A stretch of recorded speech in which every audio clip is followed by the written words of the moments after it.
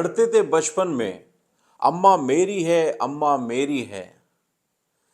आज लड़ा करते हैं, अम्मा तेरी है, अम्मा तेरी है।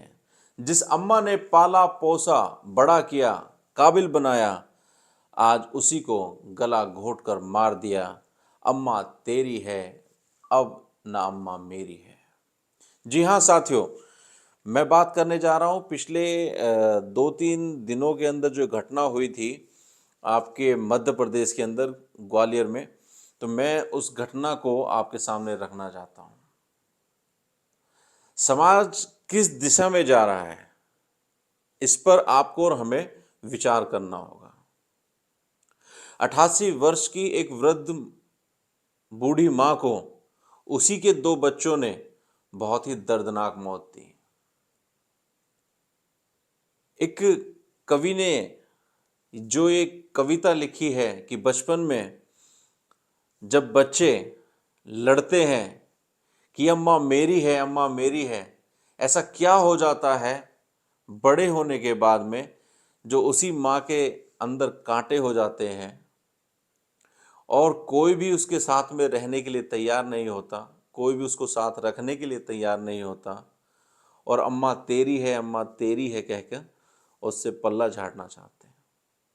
ग्वालियर के अंदर भी यही हुआ और जिसने पूरे देश को जो है झकझोर के रख दिया। आगे मैं अपनी इस वीडियो में बताने वाला हूं कि क्या किया उन्होंने और क्या इसके पीछे कारण है और क्या उससे बचने के उपाय हैं। माँ दोनों बच्चों को पसंद नहीं आ रही थी। ठीक उन्होंने एक तय किया कि 1 महीने माँ तेरे साथ रहेगी, 1 महीने मेरे साथ रहेगी। अब 1 महीने भी साथ रहना उन्हें दुश्वार सा लगने लगा, तो उन्होंने डिसाइड किया कि भाई बूढ़ी है, 88 वर्ष की है लगभग, इसको ऊपर छत पर रहने दो, ठंड में रहने दो, कपड़े मत दो और बिना कपड़ों के, बिना खाने पीने के, और जब इसको सर्दी लगेगी तो वह क्या होगा, अपने आप ही दम तोड़ देगी। जिस माँ के आशीर्वाद से फलीभूत होकर वह अपना भविष्य बना सकते थे, उस आशीर्वाद का ही गला घोटने की साजिश उन्होंने करनी शुरू कर दी। और जब बूढ़ी माँ उस सर्दी को झेलते हुए खाना ना मिला तब भी अपनी जो है सांसें नहीं तोड़ी, तो हदें पार हो गई।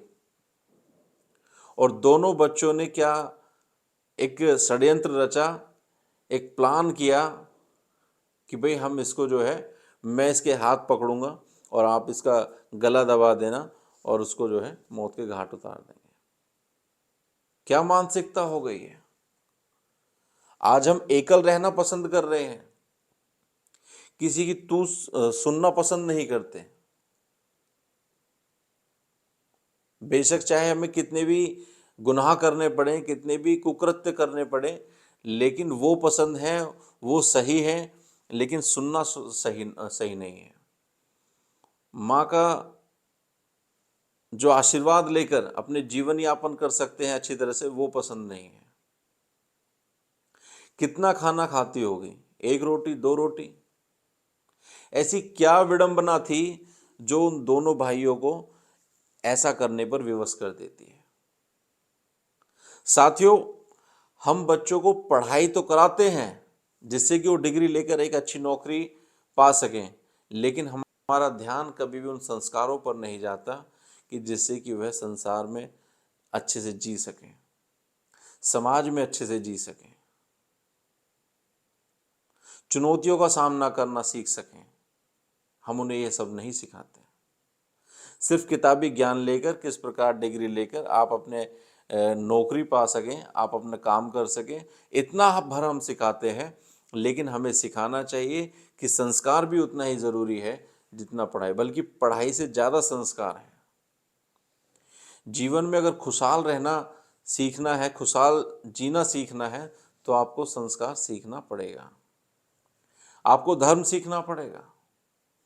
माँ के साथ में कैसा व्यवहार करना चाहिए, बहन के साथ में कैसा व्यवहार करना चाहिए, पुत्र के साथ में कैसा व्यवहार करना चाहिए, पिता के साथ में कैसा व्यवहार करना चाहिए, गुरु के साथ में कैसा व्यवहार करना चाहिए, समाज में कैसा व्यवहार करना चाहिए, देश के लिए क्या आपके विचार होने चाहिए, इन सभी को आपको संस्कार देने होंगे।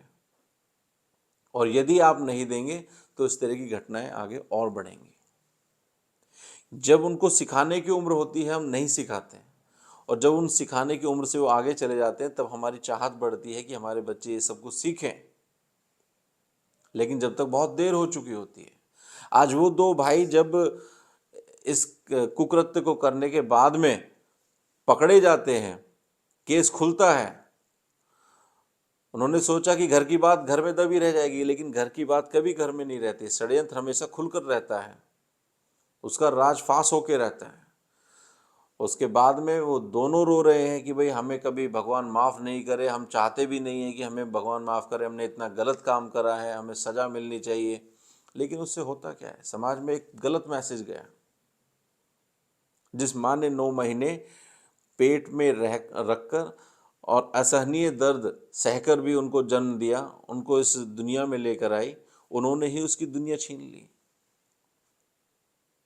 इन घटनाओं से एक घटना नहीं है, तमाम घटनाएं हैं, बहुत सारी घटनाएं हैं। इन सारी घटनाओं को देखकर पढ़ते हुए जब मुझे लगा कि मुझे इस पर वीडियो बनानी चाहिए, क्योंकि समाज का ध्यान सिर्फ और सिर्फ पढ़ाई की तरफ है, संस्कार की तरफ नहीं है, तो मुझे ऐसा महसूस हुआ कि मुझे ये वीडियो बनानी चाहिए, जिससे कि आपका ध्यान भी मैं इस तरफ इस ओर खींच सकूं, इस ओर ध्यान दिला सकूं कि यह भी उतना ही ज़रूरी है जितनी कि आपके बच्चों के लिए आपकी पढ़ाई ज़रूरी है। तो आप अपने बच्चे को पढ़ाई तो दें, उसके साथ में संस्कार भी दें, जिससे कि ये समाज में अच्छी तरह से रह सकें, अपना फ्यूचर ब्राइट कर सकें और कभी भी इस तरह के कुकृत्य के बारे में विचार न कर पाएं। आपको